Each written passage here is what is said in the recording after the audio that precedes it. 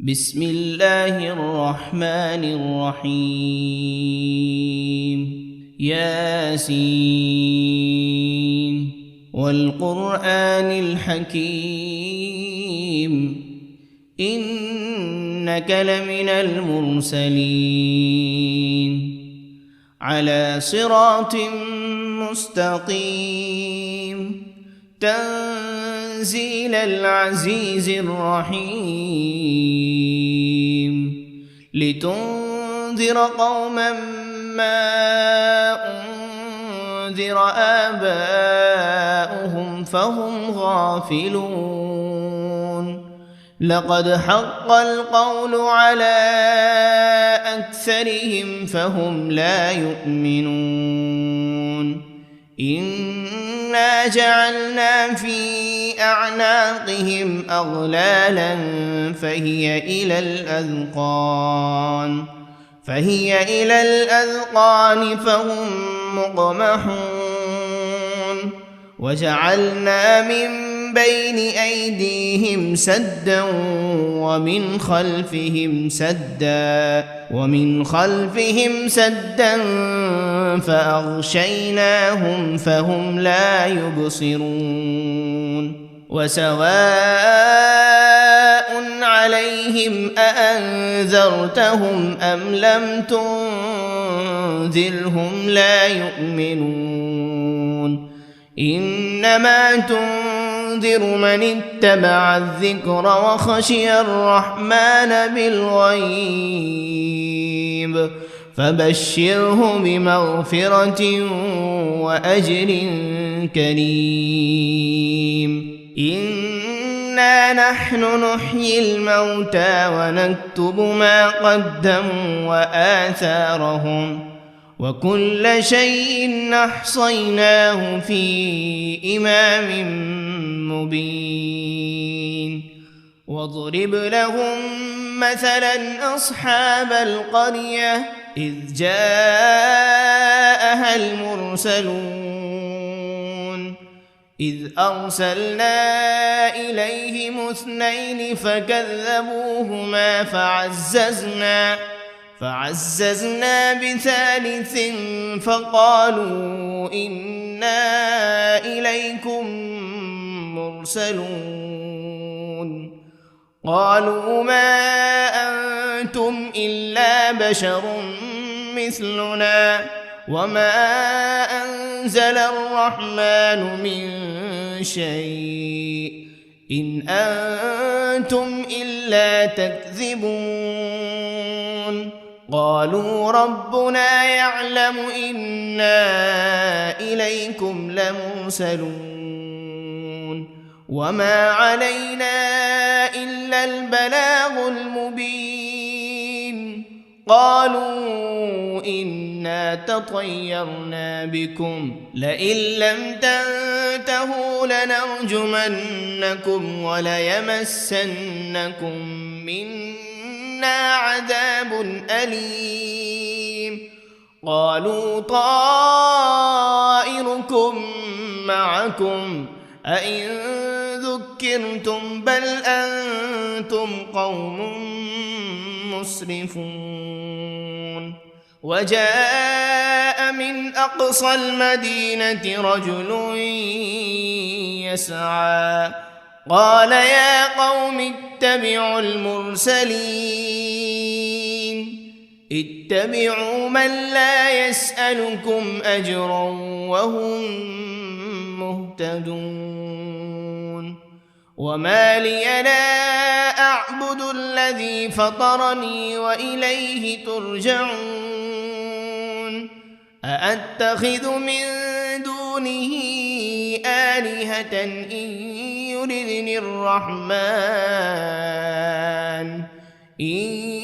يردني الرحمن بضر لا تغن عني شفاعتهم شيئا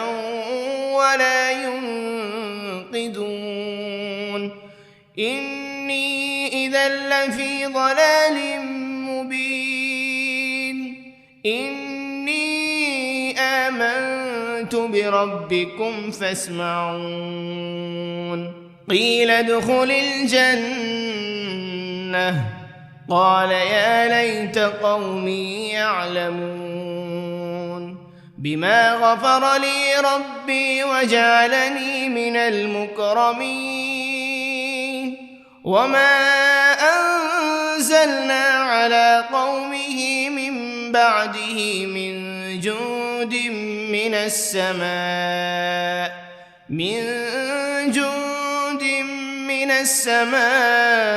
وما كنا منزلين إن كانت إلا صيحة واحدة فإذا هم خامدون يا حسرة على العباد ما يأتيهم من رسول إلا كانوا به يستهزئون ألم يروا كم أهلكنا قبلهم من القرون أنهم إليهم لا يرجعون وإن كل لما جميع لدينا محضرون وآية لهم الأرض الميتة أحييناها وأخرجنا منها حبا فمنه يأكلون وجعلنا فيها جنات من نخيل وأعناب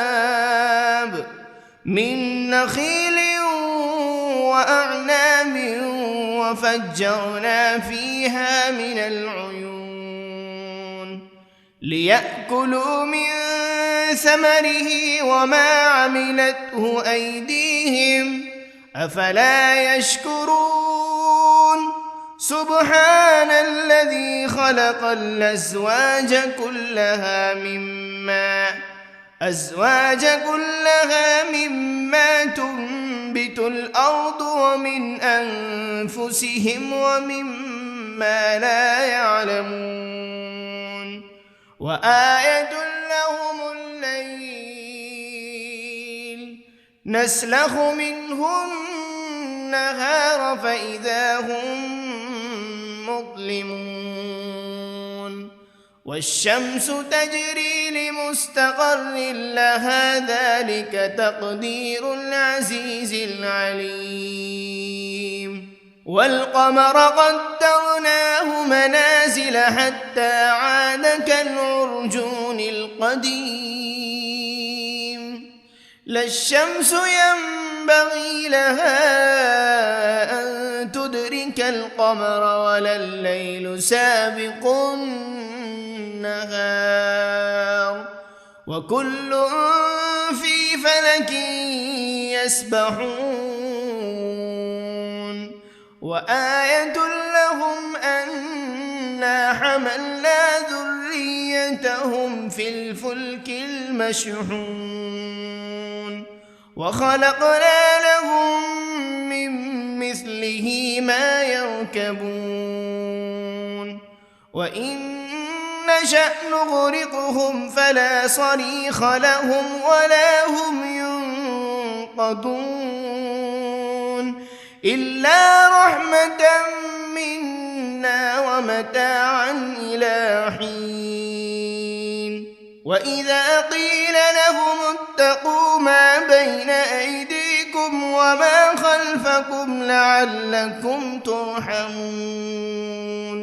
وما تأتيهم من آية من آيات ربهم إلا كانوا عنها معرضين وإذا قيل لهم أنفقوا مما رزقكم الله قال الذين كفروا للذين آمنوا أنطعم من لو يشاء الله أطعمه إن أنتم إلا في ضلال مبين ويقولون متى هذا الوعد إن كنتم صادقين ما ينظرون إلا صيحة واحدة تأخذهم وهم يخصمون فلا يستطيعون توصية ولا إلى أهلهم يرجعون ونفخ في الصور فإذا هم من الأجداث إلى ربهم ينسلون قالوا يا ويلنا من بعثنا من مرقدنا هذا ما وعد الرحمن وصدق المرسلون إن كانت إلا صيحة واحدة فإذا هم جميع لدينا محضرون فاليوم لا تظلم نفس شيئا ولا تجزون إلا ما كنتم تعملون إن أصحاب الجنة اليوم في شغل فاكهون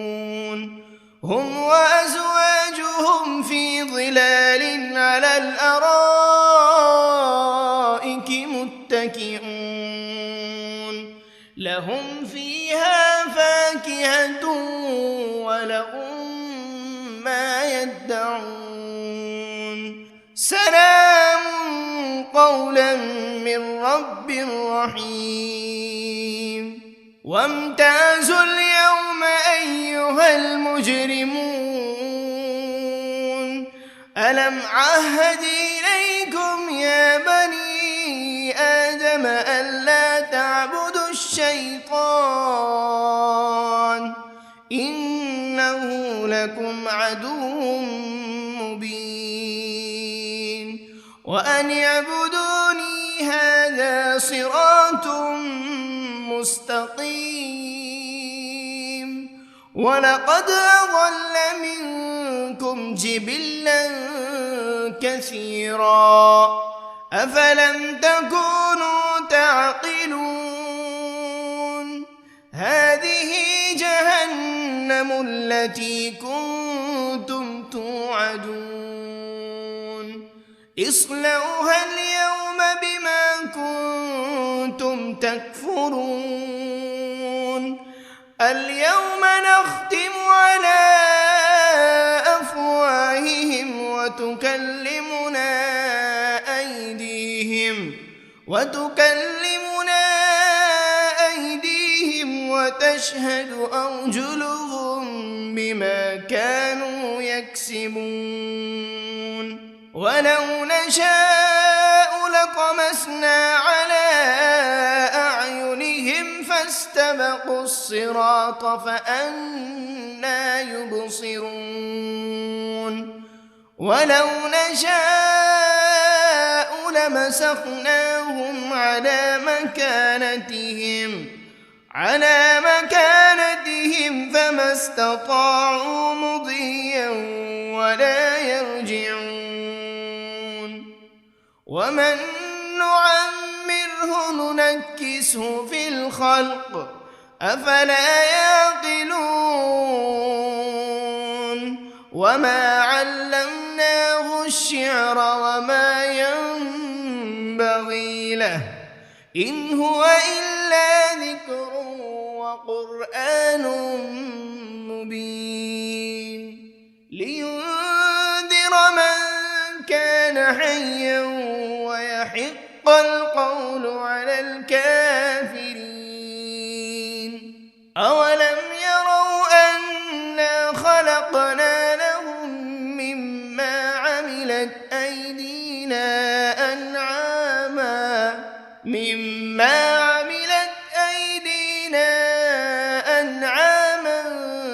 فهم لها مالكون وذللناها لهم فمنها ركوبهم ومنها يأكلون ولهم فيها منافع ومشارب أفلا يشكرون واتخذوا من دون الله آلهة لعلهم ينصرون لا يستطيعون نصرهم وهم لهم جند محضرون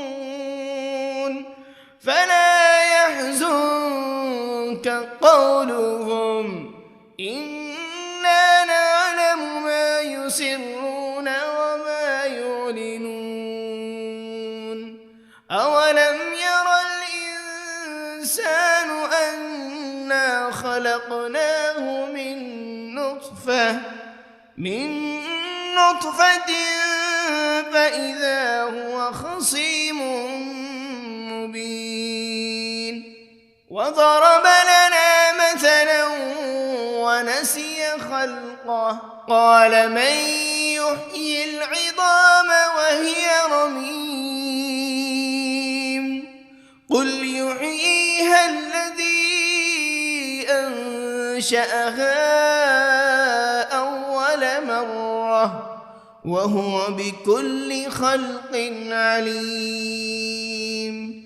الذي جعل لكم من الشجر الأخضر نارا فإذا أنتم منه توقدون أوليس الذي خلق السماوات والأرض بقادر على أن يخلق مثلهم بلى وهو الخلاق العليم إنما أمره إذا أراد شيئا أن يقول له كن فيكون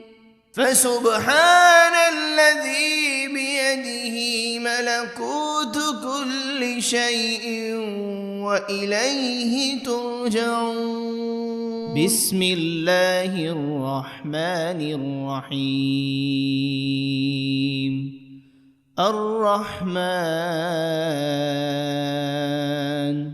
علم القرآن خلق الإنسان علمه البيان الشمس والقمر بحسبان والنجم والشجر يسجدان والسماء رفعها ووضع الميزان ألا تطغوا في الميزان وأقيموا الوزن بالقسط ولا تخسروا الميزان والأرض وضعها للأنام فيها فاكهة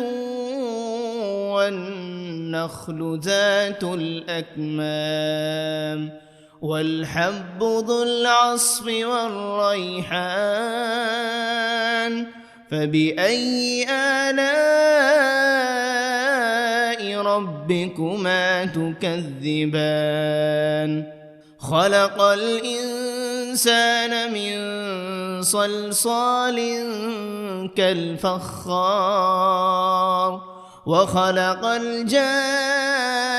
من مارج من نار فبأي آلاء ربكما تكذبان رب المشرقين ورب المغربين فبأي آلاء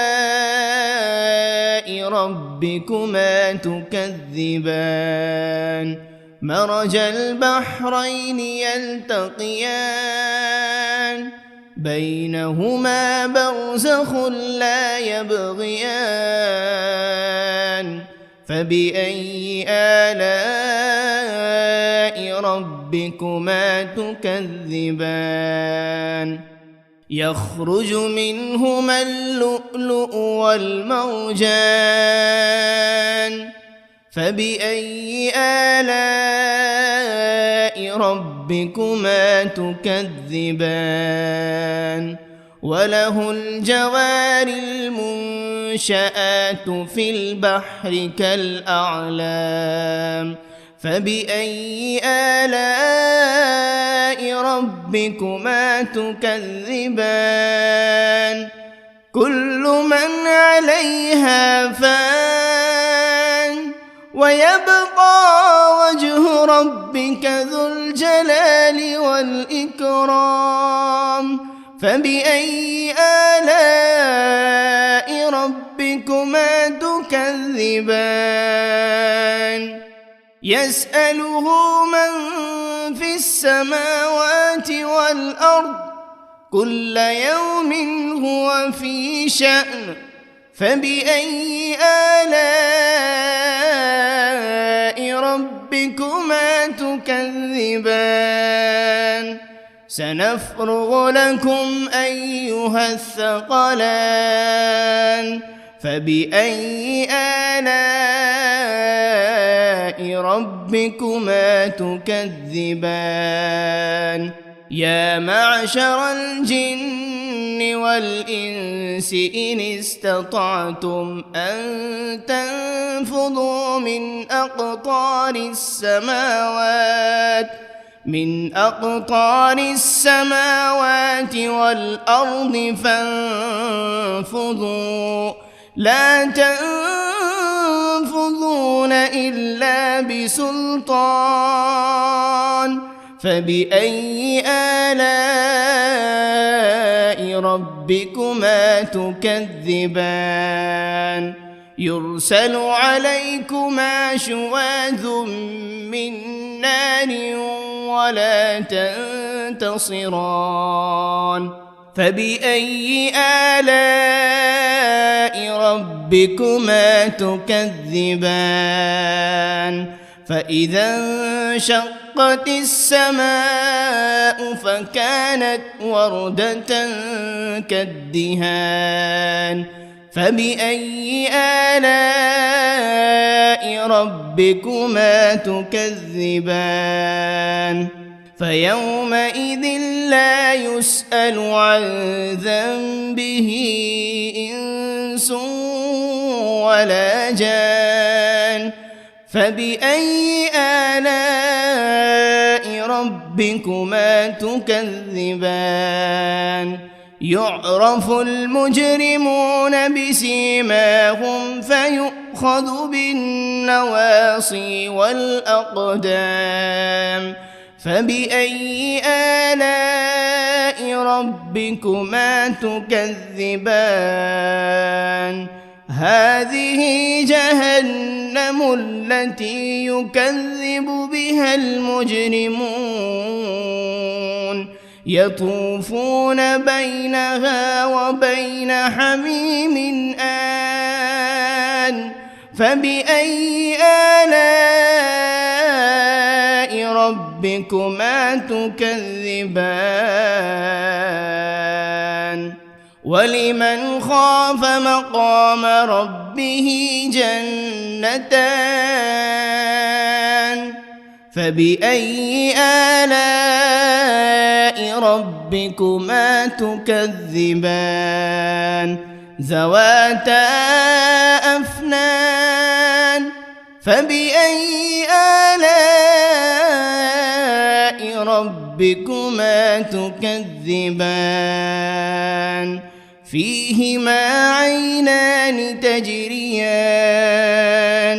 فبأي آلاء ربكما تكذبان فيهما من كل فاكهة زوجان فبأي آلاء ربكما تكذبان متكئين على فرش بطائنها من استبرق وجنى الجنتين دان فبأي آلاء ربكما ربكما تكذبان فيهن قاصرات الطرف لم يطمثهن إنس قبلهم ولا جان فبأي آلاء ربكما تكذبان كأنهن الياقوت والمرجان فبأي آلاء ربكما تكذبان هل جزاء الإحسان إلا الإحسان فبأي آلاء ربكما تكذبان ومن دونهما جنتان فبأي آلاء ربكما تكذبان مدهامتان فبأي آلاء ربكما تكذبان فيهما عينان نضاختان فبأي آلاء ربكما تكذبان فيهما فاكهة ونخل ورمان فبأي آلاء ربكما تكذبان فيهن خيرات حسان فبأي آلاء ربكما تكذبان حور مقصورات في الخيام فبأي آلاء ربكما تكذبان لم يطمثهن إنس قبلهم ولا جان فبأي آلاء ربكما تكذبان متكئين على رفرف خضر وعبقري حسان فبأي آلاء ربكما تكذبان تبارك اسم ربك ذي الجلال والإكرام بسم الله الرحمن الرحيم ياسين والقرآن الحكيم إنك لمن المرسلين على صراط مستقيم تنزيل العزيز الرحيم لتنذر قوما ما أنذر آباؤهم فهم غافلون لقد حق القول على أكثرهم فهم لا يؤمنون إنا جعلنا في أعناقهم أغلالا فهي إلى الأذقان فهم مقمحون وجعلنا من بين أيديهم سدا ومن خلفهم سدا فأغشيناهم فهم لا يبصرون وسواء عليهم أأنذرتهم أم لم تنذرهم لا يؤمنون إنما تنذر تنذر من اتبع الذكر وخشي الرحمن بالغيب فبشره بمغفرة وأجر كريم إنا نحن نحيي الموتى ونكتب ما قدموا وآثارهم وكل شيء أحصيناه في إمام مبين واضرب لهم مثلا أصحاب القرية إذ جاءها المرسلون إذ أرسلنا إليهم 2 فكذبوهما فعززنا بثالث فقالوا إنا إليكم مرسلون قالوا ما أنتم إلا بشر مثلنا وما أنزل الرحمن من شيء إن أنتم إلا تكذبون قالوا ربنا يعلم إنا إليكم لمرسلون وما علينا إلا البلاغ المبين قالوا إنا تطيرنا بكم لئن لم تنتهوا لنرجمنكم وليمسنكم منا عذاب أليم قالوا طائركم معكم أئن ذكرتم بل أنتم قوم مسرفون وجاء من أقصى المدينة رجل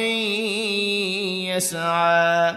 قال يا قوم اتبعوا المرسلين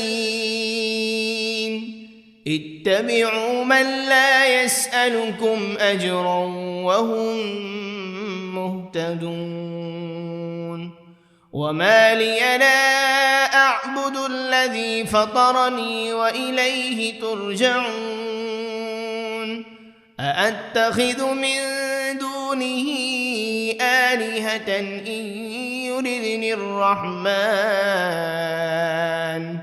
إن يردني الرحمن بضر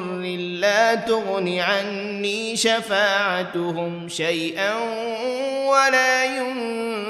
ينقذون إني إذا لفي ضلال مبين إني آمنت بربكم فاسمعون قيل ادخل الجنة قال يا ليت قومي يعلمون بما غفر لي ربي وجعلني من المكرمين وما أنزلنا على قومه من بعده من جند من السماء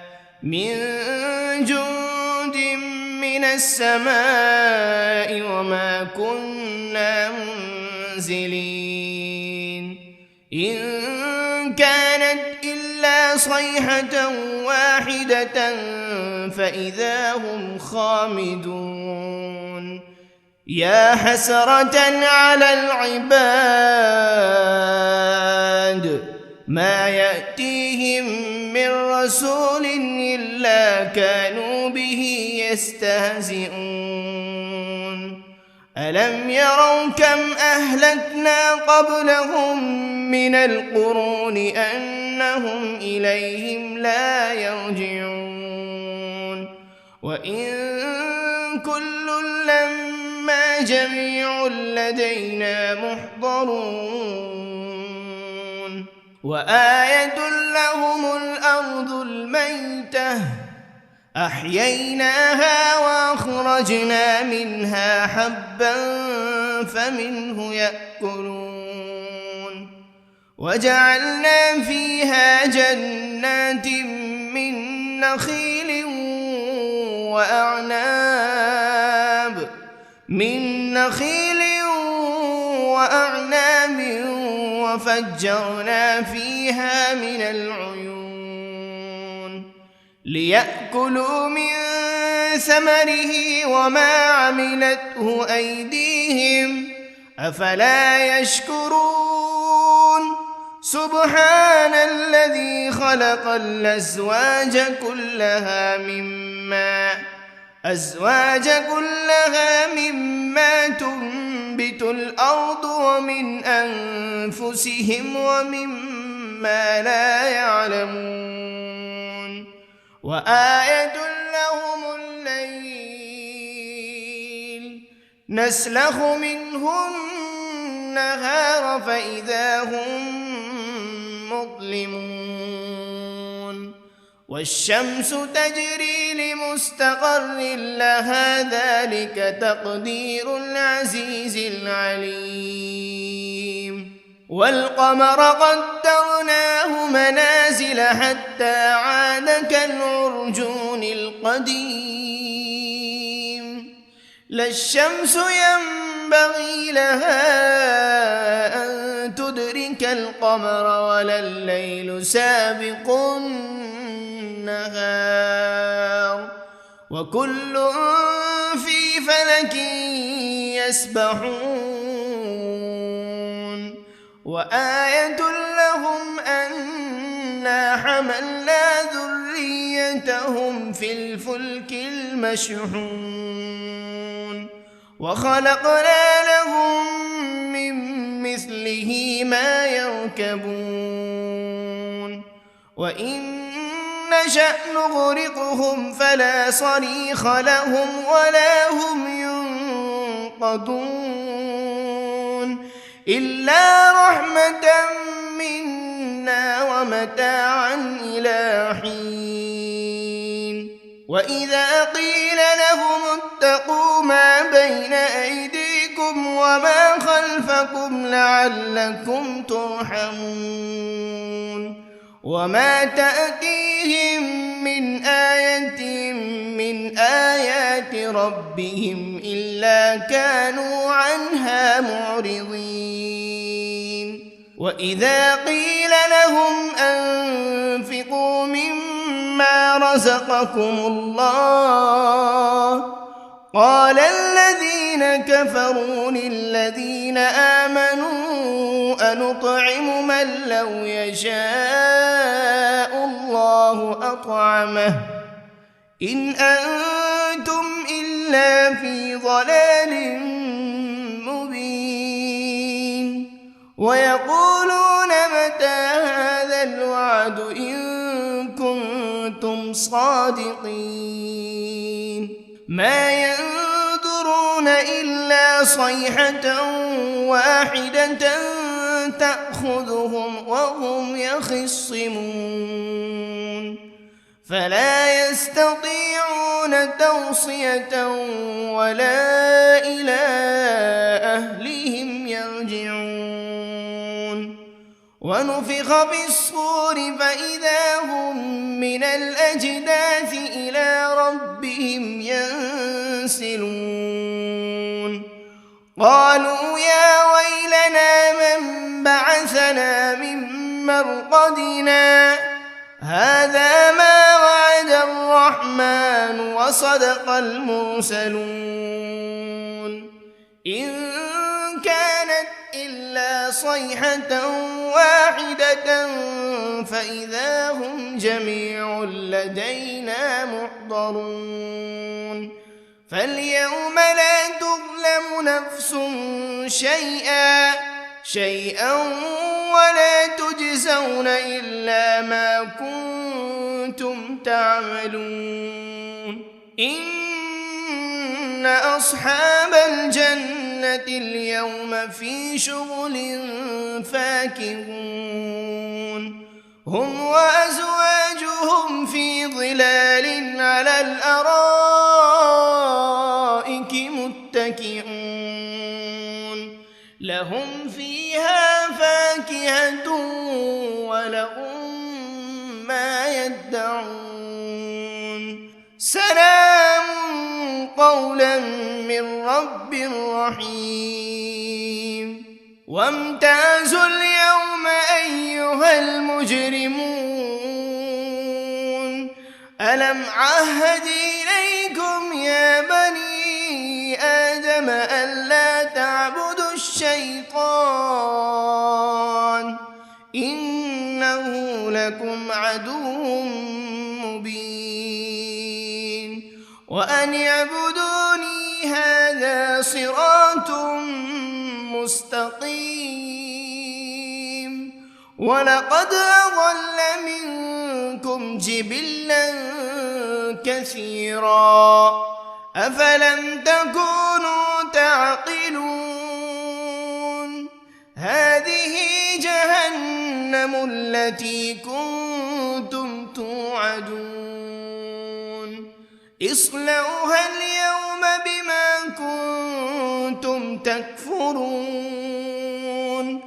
اليوم نختم على أفواههم وتكلمنا أيديهم وتشهد أرجلهم بما كانوا يكسبون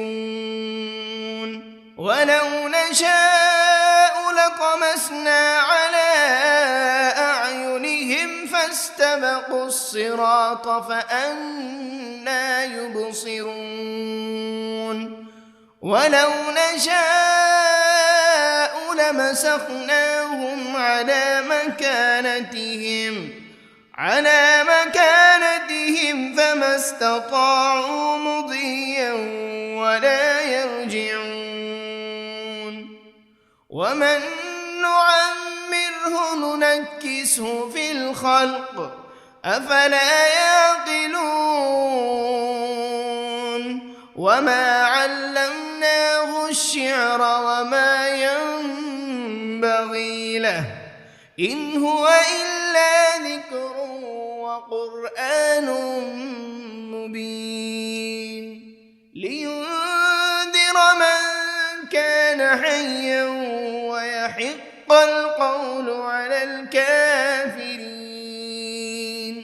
أولم يروا أنا خلقنا لهم مما عملت أيدينا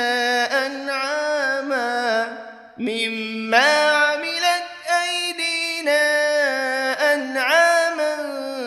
فهم لها مالكون وذللناها لهم فمنها ركوبهم ومنها يأكلون ولهم فيها منافع ومشارب أفلا يشكرون واتخذوا من دون الله آلهة لعلهم ينصرون لا يستطيعون نصرهم وهم لهم جند محضرون فلا يحزنك قولهم إنا نعلم ما يسرون وما يعلنون أولم ير الإنسان أنا خلقناه من نطفة فإذا هو خصيم مبين وضرب لنا مثلا ونسي خلقه قال من يحيي العظام وهي رميم قل يحييها الذي أنشأها أول مرة وهو بكل خلق عليم